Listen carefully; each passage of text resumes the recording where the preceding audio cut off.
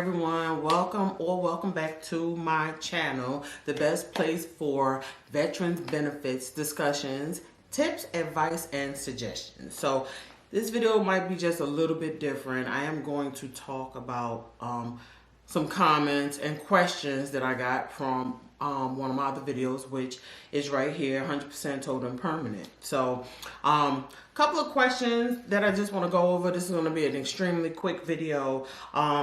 A lot of people asked me about the PX benefits. So I am right now in my VA.gov, and if you go into your VA.gov e-benefits, which I think they're all together now, and click on download VA benefits letters, you can see all of the letters. So automatically it'll go to your mailing address, review your address, and then you can click on view letters. So the letters, if you are 100% total and permanent, then you will see the commissary letter.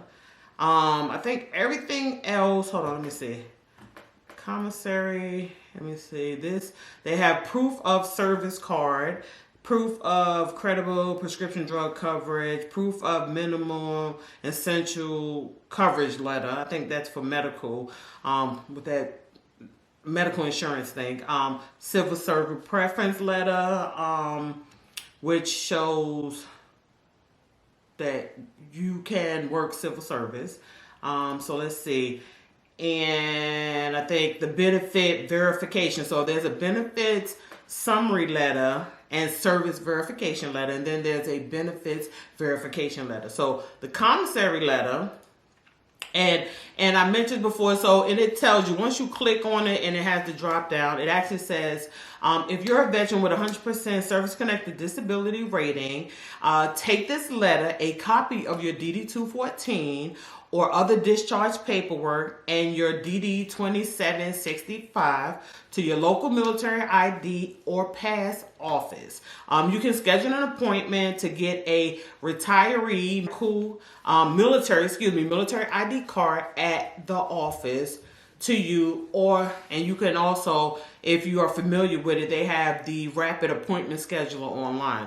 I don't know if that's working, because I actually work for the government, and I promise you that site has been tripping ever since we've been in this pandemic. So, and then this, the retiree military ID card gives you access to your local base facilities, and that does include the commissary and the post exchange. So my ID card is, it says expiration date is indefinite. So this don't ever expire, but my husband's expire every 4 years. So if me and him ain't together, after 4 years, he don't get another one. And then my daughter, she has to redo hers every 4 years. And I think she'll probably hold on to hers even after she graduates high school, because if she's in college, she still can have the ID card. And then on the ID card, it does say, mine says USA because I was in the Army. And it also says my status, which is the DAV permanent. It says DAV PRM, and then it has my rank. So now this ID card does not mean that you can have medical. Okay, so my DAV being total and permanent allows me the commissary, the PX, any MWR type facilities. I can buy liquor, cigarettes, which I don't. But so that was one of the main questions that I can honestly say comment was someone was 100% ever since, for the last couple of years and didn't know. And I think what happens is we get a letter, it tells us we're 100%, and the compensation is what we're looking at. So I don't think like once we kind of get that, are we looking at none of the other stuff? So, but you do have a list of letters in here. Like, no, listen, that's a discussion. Everybody they need to know that you can get one. And I think I had another question about, I think I made a comment in my 100% total permanent video, I get a card, that said veterans can go to the commissary. That is a fact that veterans can go to the commissary, but I had to pull up, and I'm gonna type it in real quick because I do want to pull it up because last January, I want to say it might have been last January. Okay, this letter, and this is on the Army website, Commissary Exchange and MWR, to expand their patron base starting January of this year. So January of this year, they started allowing veterans, so newly eligible veterans and caregivers. So originally caregivers that had ID cards can go on base, as well as retirees. And then total and permanent disabled veterans could go. So now it said here that this was a part of the 2019 National Defense Authorization Act. And it just kind of gave the access to veterans. So it says newly eligible patrons are encouraged to go to the visitor center. Why am I not speaking properly?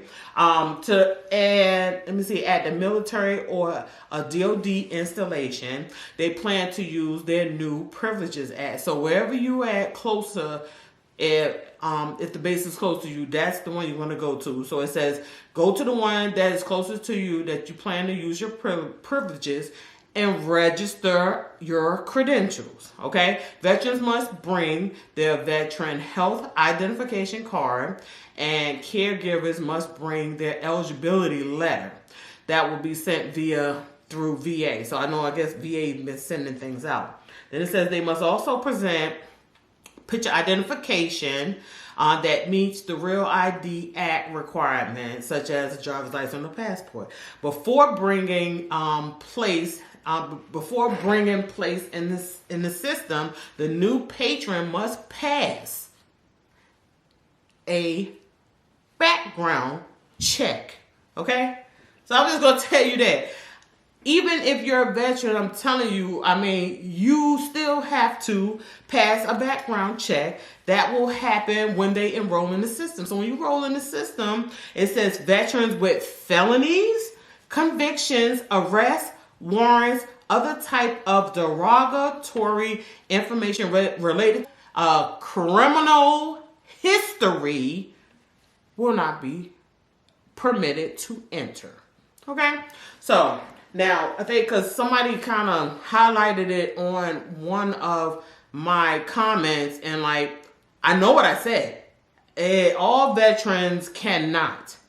Okay, so this video, I just try to make it as quick as possible. Oh my God. I don't know how I be getting past the 10-minute mark, but I just want to do a quick update. Hit that subscribe button. Hey, any more questions, or if I need to elaborate on anything that I talked about, please let me know in the comments below. I answer every comment, okay? If I don't know, I look it up and I find out and then I answer. But I will answer every comment. I don't like to leave my fellow veterans. That sounds better. My husband is my veteran, but you know what I mean. So I just want us to kind of make sure we are ahead of the power curve so that we know what's going on.